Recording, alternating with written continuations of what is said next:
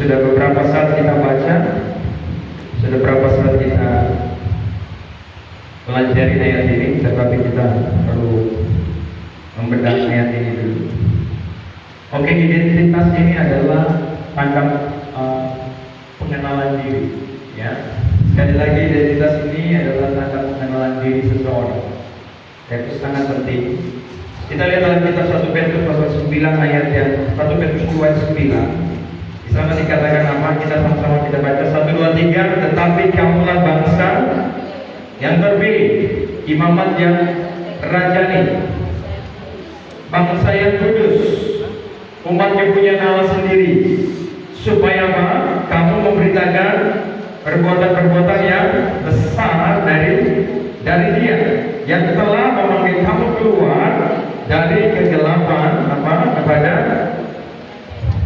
Saudara kekasih, di sini ada beberapa hal yang kita perlu lihat. Yang pertama di situ, tetapi kamulah bangsa yang terpilih. Alkitab berkata kamulah bangsa yang terpilih, itu yang pertama. Yang kedua di situ adalah kamulah bangsa yang terpilih, imamat yang rajani. Itu yang kedua, imamat yang rajani. Yang ketiga di sini dikatakan bangsa yang kudus. Perhatikan ini, ya. Yang keempat di sini dibilang apa? Umat yang punya Allah. Saya baca sekali lagi, Alkitab berkata tetapi kamulah bangsa yang terpilih. Pertama, imamat yang rajani, bangsa yang kudus, umat kepunyaan Allah sendiri. Tujuannya supaya apa? Supaya kamu memberitakan Injil, supaya kamu memberitakan rahasia kebenaran, supaya kamu memberitakan tentang Kristus, tentang kerajaan surga. Tujuan dari Tuhan memilih kita menjadi bangsa terpilih. Kita akan bahas satu-satu tentang bangsa yang terpilih nanti. Kemudian yang kedua adalah imam yang rajani. Imam ini adalah orang-orang yang melayani. Imam ini adalah hamba-hamba Tuhan yang melayani. Imamat. Kalau kita bicara imamat berarti organisasi, berarti bicara tentang gereja, berarti bicara tentang sinode. Oke, satu kumpulan orang-orang yang ada di dalam satu organisasi. Alkitab berkata di sana umat kepunyaan Allah. Yang ketiga adalah, yang keempat adalah umat kepunyaan Allah sendiri. Jadi yang pertama bangsa pilihan. Bangsa ini, saudara, kalau kita melihat bicara tentang bangsa Indonesia ini sebuah bangsa yang besar, dan kemudian mereka memiliki bahasa yang satu, yaitu bahasa Indonesia. Oke? Dan mereka punya undang-undang, yaitu Undang-Undang 1945. Itu undang-undang daripada bangsa Indonesia.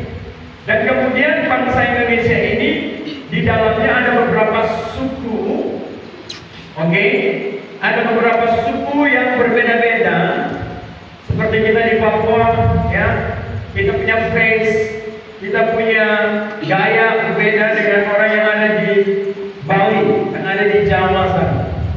Tetapi kita satu bangsa, yaitu bangsa Indonesia. Oke, saya mau bicara tentang tetapi kamu bangsa yang terpilih. Jadi ternyata ada bangsa yang sudah dipilih oleh Tuhan di seluruh dunia. Ya, bangsa yang sudah dipilih oleh Tuhan di seluruh dunia, di seluruh penjuru bumi ini, yaitu orang-orang yang sudah dilahirkan kembali dari air dan roh. Mereka memiliki satu DNA darah yang sama. Mereka memiliki satu kehidupan roh yang sama. Mereka memiliki tujuan hidup, yaitu kerajaan Allah. Jadi kalau saudara perhatikan, ada orang-orang yang memiliki satu ras, satu bangsa secara spiritual, yang itu adalah orang-orang yang selalu bicara hal-hal yang positif. Kalau kita ketemu orang-orang, mereka katakan shalom. Ini satu bangsa yang sudah dipilih oleh Tuhan. Nanti saya akan lanjutkan. Saudara perhatikan selanjutnya apa yang dikatakan di sana. Oke. Di situ saya mau ajak saudara perhatikan tentang bangsa pilihan. Oke. Saya bicara tentang satu suku rohani. Waktu kita belum bertobat, kita belum menjadi bangsa pilihan, belum menjadi orang-orang terpilih. Karena Alkitab berkata banyak yang dipanggil tetapi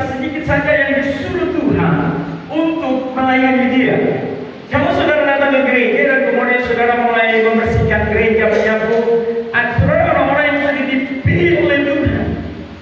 Karena tidak semua orang dalam jemaat ini datang ke gereja hari Sabtu untuk menyapu, betul? Tidak semuanya, tapi sedikit orang saja yang datang hari Sabtu untuk berdoa, ya, untuk menyapu. Orang-orang yang terpilih untuk selalu datang hari Sabtu untuk melihat yang menjadi kebutuhan dari rumah Tuhan itu.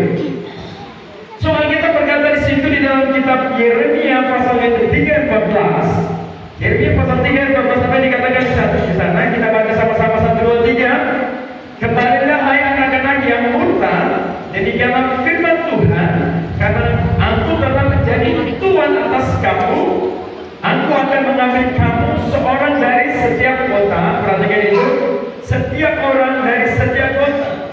Oke, saudara dari kota mana? Saudara Tuhan bawa saudara datang untuk menjadi suku rohani, untuk menjadi bangsa pilihan. Oke, terus dia bilang apa di situ?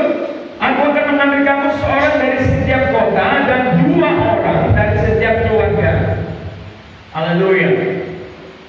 Berapa orang di antara keluarga saudara yang saat ini ada di gereja pertobatan? Tidak banyak kan?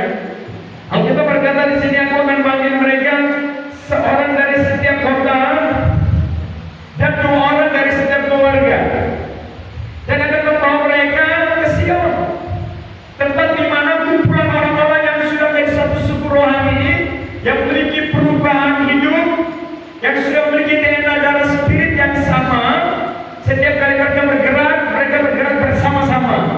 Mereka berbicara tentang perkara roh, mereka berbicara tentang Tuhan. Mereka hidup selalu ada Tuhan dalam hidup mereka. Itu adalah kumpulan orang-orang yang sudah ditebus, adalah orang-orang yang dipilih dari bangsa pilihan, dan orang-orang itu disebut suku rohani. Ayah, kita adalah orang-orang yang sudah dipilih. Haleluya. Tadi saya pikir-pikir, ya coba cek. Sekarang saudara suku dari mana? Kira-kira berapa orang di antara keluarga saudara yang ada di gereja ini, di gereja pertobatan? Apakah saudara sendiri? Ataukah ada adik saudara, kakak saudara? Tidak banyak. Tapi Tuhan panggil setiap orang dari setiap kota, orang-orang yang sudah dilahirkan kembali, orang-orang yang sudah dimeteraikan dengan darah Kristus, orang-orang yang sudah dipulihkan, orang-orang yang sudah dimeteraikan dengan kuasa Tuhan. Kemudian orang-orang itu dikumpulkan untuk memberitahukan firman. Saya beritahukan kebenaran di tengah beberapa suku, tetapi di suku itu cuma beberapa orang dari beberapa keluarga saja yang dapat ketemu saya di gereja ini. Tidak semua, saudara. Tidak semua. Kita punya orang-orang yang di sini banyak sekali, tapi tidak semua orang di gereja pertobatan. Karena memang sedikit orang yang dipilih dari sana untuk dikumpulkan di Sion. Sion itu tempat di mana orang-orang sudah dipulihkan. Orang-orang yang tidak tahu merokok di situ, orang-orang yang tidak tahu minum mabuk di situ, orang-orang yang sudah tidak lagi hidup di dalam suka cerita-cerita orang kita. Sion itu tempat di mana orang-orang yang sudah dipulihkan. Tuhan kumpul semua, setiap orang dan setiap kota untuk datang berkumpul di Sion. Oke? So, perhatikan sekali lagi selanjutnya di sana tulis situ. Saya tadi bicara tentang imamat yang rajani. Oke, tadi yang pertama saya bicara tentang suku rohani. Kemudian yang kedua dia katakan apa di sana tadi ayatnya, dia katakan ya, kamulah bangsa yang berimamat yang rajani. Imamat ini satu pelayanan, oke, satu organisasi. Dan kemudian kalau bicara tentang imamat berarti ada imam di dalam. Orang-orang yang melayani Tuhan di dalam keimamatan itu. Oke, imamat yang rajani. Artinya Tuhan mau adalah imam itu hamba Tuhan. Hamba Tuhan itu bukan pendeta, saudara. Pendeta itu level, posisi, pangkat jabatan yang diberikan oleh organisasi. Tapi kalau hamba Tuhan, semua orang yang datang di gereja melayani Tuhan, melihat pekerjaan Tuhan, itu hamba Tuhan. Oke? Jadi imamat yang rajani, orang-orang yang melayani Tuhan itu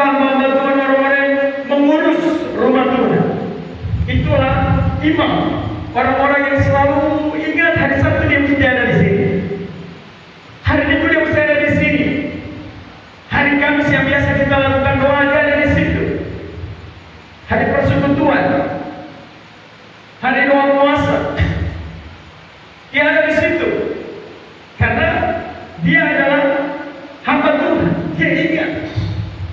Kalau kita hamba Tuhan yang melayani Tuhan, yang tiap saat ke gereja, kalau kita bicara hamba berarti seorang yang menjadi pembantunya Tuhan, hamba untuk melayani Tuhan. Saya ini hamba. Haleluya. Kita dipilih oleh Tuhan itu untuk jadi hamba, bukan jadi orang hebat, bukan supaya dihargai, dihormati, no. Karena kita berkata siapa yang lebih besar, apa yang duduk makan atau yang jadi pelayan. Yang duduk makan biasa bos-bos kan, ya kan, makan enak. Haleluya. Tidak ada orang-orang yang melayani Tuhan itu mati karena kelaparan. Saya nggak pernah melihat orang mati karena kelaparan, kesusahan makanan melayani Tuhan. Nggak ada cerita.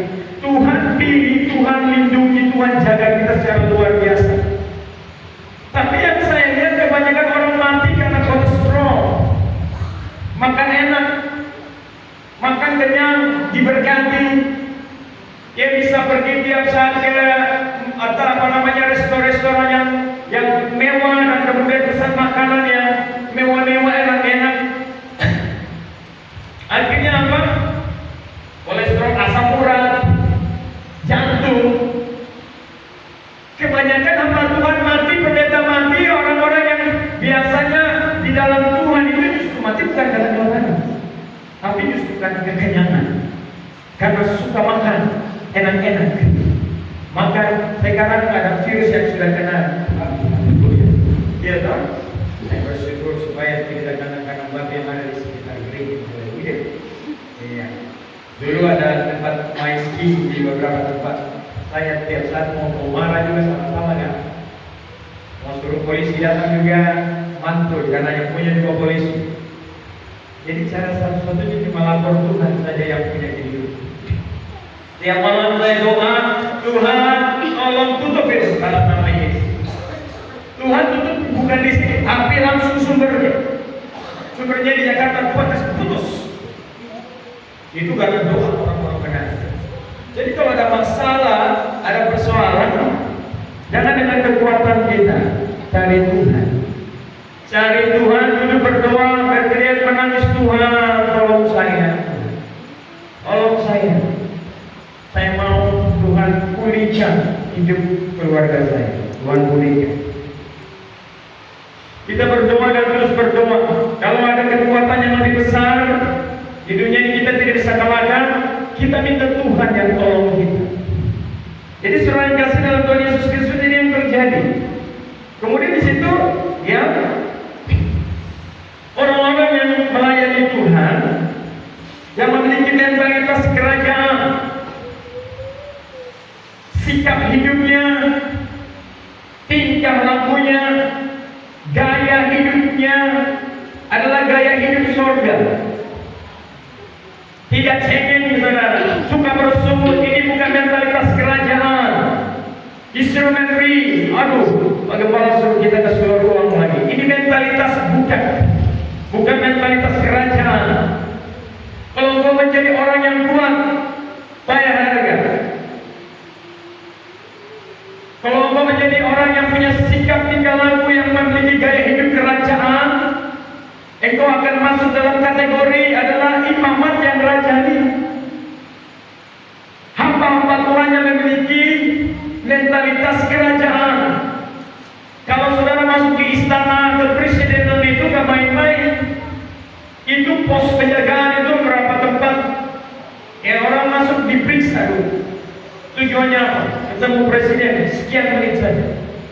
Masuk itu suasana itu luar biasa.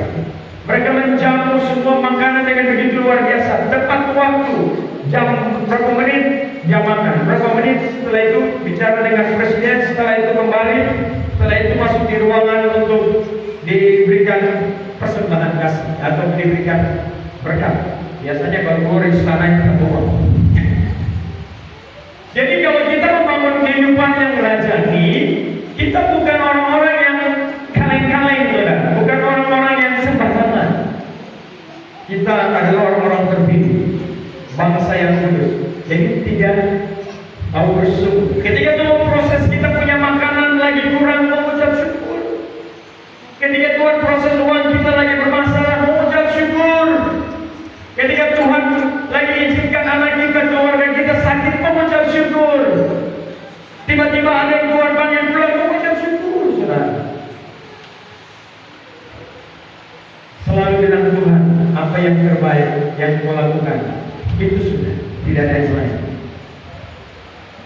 Jadi kalau Tuhan mau memberkati kita itu, dia akan berkati kita langsung. Tapi Tuhan membutuhkan proses penyerahan diri secara totalitas, secara penuh hidup kita kepada Tuhan. Kalau kita sudah menyerahkan hidup kita secara penuh kepada Tuhan, maka Tuhan pasti memberkati kita. Tuhan pasti menolong kita. Tuhan pasti menyediakan. Efesus 6 ayat 10 dikatakan, akhirnya hendaklah kamu kuat di dalam Tuhan, bukan kuat oleh karena kita suka olahraga, tunjukkan kita punya body language kita, gaya kita, kita gagah. No, bukan itu. Di dalam kekuatan kuasanya. Jadi rohani kita yang kuat, tubuh bisa merosot karena kita mungkin kecapean melayani Tuhan, mungkin karena kita capek jalan kaki pergi karena nggak ada ojek, uang ojek, kita pergi, kita pulang kita udah capek dari pagi siang sampai malam kita melayani Tuhan. Hari-hari hidup kita mencari Tuhan. Alkitab berkata sekalipun tubuhmu merosot, tapi rohanimu itu semakin kuat. Rohani kita semakin lebih besar, rohani kita semakin kuat dan semakin kuat. Karena kekuatan kita itu di dalam Dia, di dalam Tuhan. Kekuatan kita ada di dalam Tuhan. Haleluya. Saya bersyukur beberapa yang sakit sembuh. Ya, sudah tidak lagi mengeluh sakit. Saya bersyukur punya jemaat yang tetap mantap, punya jemaat yang suka saling bekerja sama. Haleluya. Tuhan yang pilih saudara dari setiap suku, setiap keluarga, satu dari setiap kota, membawa ke Sion, membawa ke gereja pertobatan, membawa ke tempat di mana orang-orang dipulihkan oleh Tuhan. Jadi kalau Tuhan bawa saudara, coba pikir-pikir dari semua keluarga, kira-kira saya bersyukur saya sendiri ada di sini, bisa mendengar firman, bisa menyembah Tuhan. Saya terkadang pikir, aduh saya punya bapak ini, saya punya mama, saya punya adik, saya punya kakak, saya punya saudara ini, coba seperti begini mereka rasakan. Terkadang kalau saya mendengar firman di satu khotbah di dalam seminar, karena saya ingat saya punya keluarga saudara, lalu saya bisa mengalami ini, kenapa mereka tidak alami seperti yang saya alami. Kalau saudara sendiri datang ke gereja, orang yang di rumah nggak bisa dengar apa yang saya katakan pagi ini.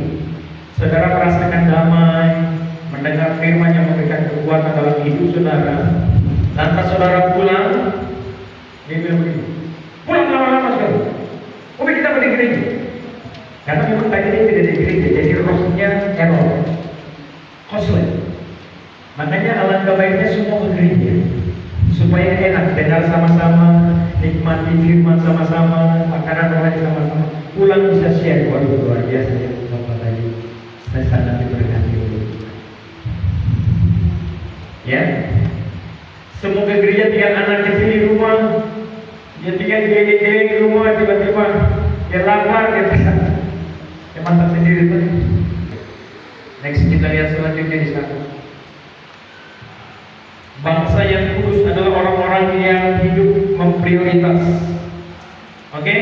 Kamulah bangsa yang terpilih, imamat yang rajani, sudah tadi, bangsa yang kuduskan. Kalau bicara bangsa yang kudus adalah orang-orang yang hidup memprioritas semua aspek hidup, berada dalam kekudusan dan kebenaran. Ini penting saudara. Ini isu gereja. Ini prioritas yang paling utama. First, the priority. Prioritas paling pertama, yang paling utama. Ibrani pasal 12 ayat 14 katakan, berusaha hidup damai dengan semua orang dan kejarlah. Disuruh kejar apa di situ? Kekudusan. Sebab tanpa kekudusan tidak seorang pun akan melihat Tuhan. Tuhan tempatnya di mana? Di sorga. Kita nggak akan pernah bisa ketemu Dia kalau kita tidak ikuti satu perjalanan ini. Saudara kekasih, makanya kenapa setiap hari kita harus beribadah, setiap minggu harus bergereja. Kenapa hari Sabtu saya ajak saudara kita doa bersama di sini? Kenapa setiap awal tahun saya suruh kita doa puasa di sini? Tujuannya adalah supaya kita semakin hari Tuhan memberikan perkenanan dalam hidup kita, berikan kita bersih. Karena kontaminasi dalam satu minggu itu, saudara, kita tak perlu tahu, saudara. Mata, pikiran, hati kita itu terkontaminasi sepanjang satu minggu ini. Kita nggak bisa sangkali bahwa kita hidup normal sempurna dalam satu hari, dalam satu minggu apalagi, saudara. Makanya kita perlu ada pertemuan di gereja seperti ini supaya kita menyembah Tuhan, berikan kita pengudusan, Tuhan berikan kita perkenanan, Tuhan membasuh kita kembali supaya kita diberikan kelayakan, perkenanan oleh Tuhan.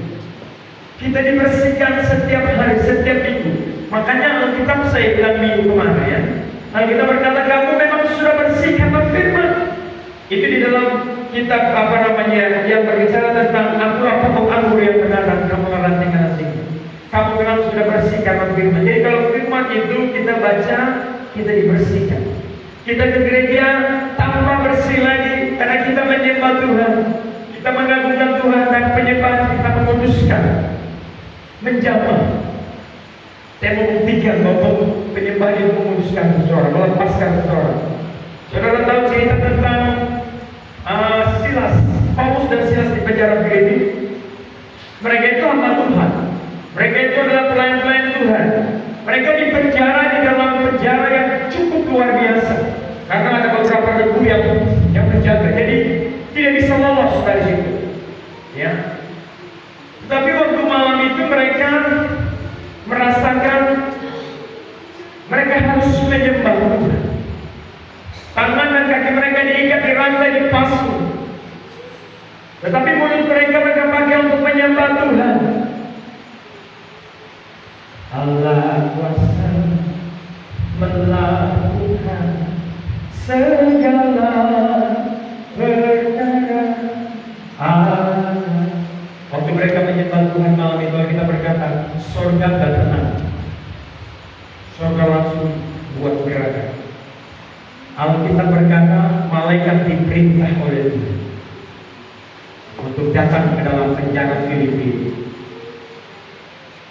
Malaikat masuk dan melepaskan semua tali, melepaskan semua belenggu, melepaskan semua ikatan. Ini berbicara penyembahan itu melepaskan ikatan. Jadi waktu kita menyembah, Tuhan sendiri yang melepaskan semua ikatan hidup kita. Kalau kita terikat kepada hal-hal negatif, kalau kita terikat kepada perdukunan, sudah ke gereja tapi masih cari dukun, bertobat. Kebiasaan kita adalah suka hidup di tempat-tempat yang pernah kita hidupi, yang sudah pernah kita keluar dari sana dan pernah kita kembali ke situ. Setiap hari kita harus ada pembersihan. Kolose pasal 1 ayat 19. Karena seluruh kepenuhan Allah berkenan diam di dalam Dia, itu Tuhan Kristus Yesus, dan oleh Dialah Ia memperdamaikan segala sesuatu dengan dirinya, yaitu apa? Baik yang ada di bumi maupun yang ada di sorga.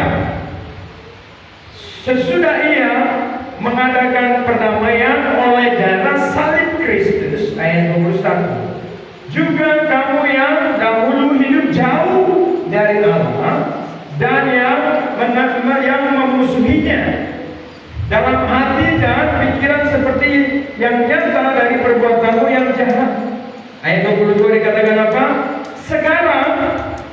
Sekarang diperdamaikannya di dalam tubuh jasmani Kristus oleh kematiannya untuk menempatkan kamu kudus, perhatikan itu, dan tak bercela dan tak bercacat di hadapannya. Oke, ayat 23. Sebab itu kamu harus bertekun dalam iman, tetap teguh dan tidak bergoncang, dan jangan mau digeser dari pengharapan Injil yang telah kamu dengar dan yang telah dikabarkan di seluruh alam di bawah langit, dan yang aku ini Paulus telah menjadi pelayannya. Paulus menulis surat ini, dia menceritakan bahwa kehidupan Kristus telah membeli kita di kayu salib, dan kita sudah dibenarkan. Dikatakan di situ apa? Ya, menempatkan kita kudus, tak bercacat dan tak bercela. Jadi ini penting. Tuhan sudah memiliki orang-orang yang sudah ditebus, yaitu saudara saya. Jadi kalau kita sudah diselamatkan, kita kalau dipanggil Tuhan sudah tidak lagi menuju kepada kekekalan di neraka yang kekal, tapi kita punya kehidupan yaitu di surga. Kita akan kekal bersama-sama dengan Tuhan di surga untuk selama-lamanya. Haleluya. Jadi kita dipanggil Tuhan, sekalipun ada banyak kekurangan kita, tapi kalau kita sudah percaya Yesus, setia, mati di surga, kita bertobat. Tapi kalau kita tidak bertobat, sudah ke gereja tapi hidup tidak pernah melakukan hal-hal yang benar, oh itu tetap dia tidak sampai di surga itu.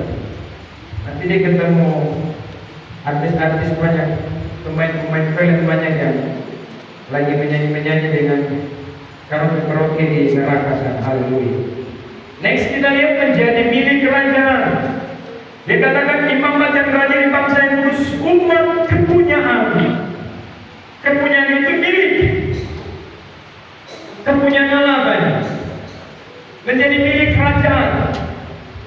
Raja-raja pasal 8 ayat 53. Sebab engkau yang memisahkan mereka bagimu menjadi milik kepunyaanmu dari antara segala bangsa di bumi, seperti yang telah kufirmankan dengan perantara Musa hambamu pada waktu engkau membawa nenek moyang kami keluar dari Mesir, ya Tuhan Allah. Alkitab berkata di situ, sebab engkau yang memisahkan mereka bagimu menjadi milik kepunyaan dari antara bangsa-bangsa di bumi. Tadi saya katakan kita adalah bangsa yang sudah dipilih oleh Tuhan. Memang Tuhan Yesus Kristus itu lahir sebagai suku dari Yahudi, orang Yahudi. Tetapi kita yang ada di luar daripada bangsa Yahudi ini juga termasuk bangsa yang dipilih Tuhan. Karena kita percaya secara rohani, percaya kepada Yesus Kristus. Bahkan hari ini, saudara, orang Israel justru belum percaya kepada Yesus. Orang Israel belum percaya kepada Kristus. Raja-raja di situ dikatakan, sebab aku yang memisahkan mereka bagimu menjadi milik kepunyaanmu di antara segala bangsa di Mesir, seperti yang telah kufirmankan dengan perantara Musa. Kita dikisahkan dari Mesir. Tuhan menyuruh Musa memisahkan bangsa pilihan itu keluar dari Mesir. Minggu lalu saya bicara jangan kita minta pertolongan ke Mesir. Mesir ini berbicara tentang kehidupan duniawi. Ada hamba-hamba Tuhan yang sampai kesusahan, sampai mereka kembali ke Mesir minta pertolongan di Mesir. Tuhan bilang celakalah mereka yang pergi ke Mesir minta pertolongan. Ada pendeta-pendeta yang sudah masuk MRP, ada masuk DPR, ada yang sudah di Jakarta DPR, MPR. Aduh, akhirnya sampai di sana punya banyak uang. Saya dengar ada beberapa yang setelah dia dipilih lagi pulang ke gereja melayani lagi. Tidak sama dengan kita yang taat sampai hari di rumah. Biar ada tawaran untuk pergi ke dunia, saya sudah dermawan. Haleluya. Saya bilang Tuhan cukup, saya melayani Tuhan. Tuhan kasih sinode itu sudah lebih besar dari DPR. Tuhan kasih sinode itu sudah lebih besar dari istana presiden. Jadi kita sendiri yang memerintah di dalamnya, orang-orang berjalan bersama dengan kita.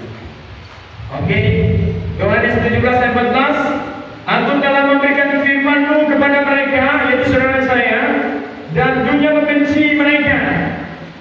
Siapa di antara saudara yang tiba-tiba pulang mereka pergi? Kamu ini gereja macam bagaimana ya? Ada orang-orang yang sudah benci dikit, orang-orang di kampung kan ya. Dulu ini macam ibadah kayak aneh-aneh begitu. Ya, orang-orang kita membenci kita karena kita sudah terpisah. Kita dipisahkan dari setiap keluarga. Tuhan ambil 2 orang saja. Adakah anak saudara itu sudah sekarang ke gereja? Bersyukur kalau ada keluarga kita yang cari Tuhan. Ayat 15, aku tidak meminta supaya engkau mengambil mereka dari dunia. Tuhan, ini doa. Yesus waktu berdoa dia bilang sama Bapa, jangan ambil mereka dari dunia, tetapi supaya engkau melindungi mereka daripada yang jahat. Ayat 16, mereka bukan dari dunia, sama seperti aku bukan dari dunia. Ayat 17, kuduskanlah mereka dalam kebenaran. Firman-Mu adalah kebenaran. Ayat 18, sama seperti engkau telah mengutus aku ke dalam dunia, demikian pula aku telah mengutus mereka ke dalam dunia. Ayat 19, dan aku menguduskan diriku bagi mereka, supaya mereka pun dikuduskan di dalam kebenaran. Ayat 20, dan bukan untuk mereka ini saja aku berdoa, tetapi juga untuk orang-orang yang percaya kepadaku oleh pemberitaan mereka. Jadi Tuhan Yesus Kristus, dia selalu mengungkapkan ada diskusi antara sorga dan Kristus waktu Kristus di bumi. Jadi kalau kita berdoa itu sebenarnya kita diskusi kepada Bapa tentang masalah ini. Jadi kalau kita lagi berdoa, kita jangan kasih bikin kayak puisi. Oh Tuhan, hari ini waduh mantap sekali. Itulah. Iya tak? Jangan tidak puisi kalau berdoa. Tapi kami menyembah sampai tiba-tiba kepala patah begitu. Kalau kepala ayam kan, saya kasih. Oh 11, 12, 13, 14. Sedangkan ada jiwa-jiwa kan? Ada duit. Mereka tiba-tiba mimpi, sudah tidur. Tapi ada satu lagi yang berdoa seperti Daniel ini. Tapi yang penting, kalau kita berkata, tetapi kamu bangsa yang kudus, dikatakan umat kepunyaan Allah sendiri.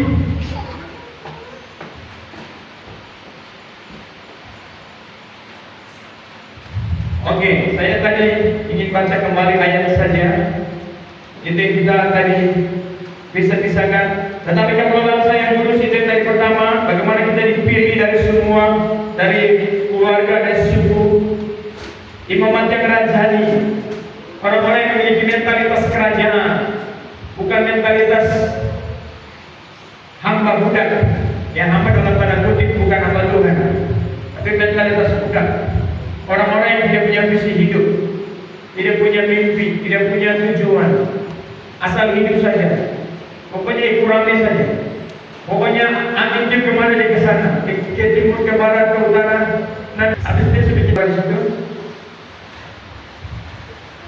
Umat yang punya Allah sendiri, tujuannya adalah, tadi kita sudah bahas, kamu bangsa terpilih, imamat yang kerajanya sudah, bangsa yang kudus sudah, umat kepunyaan sudah.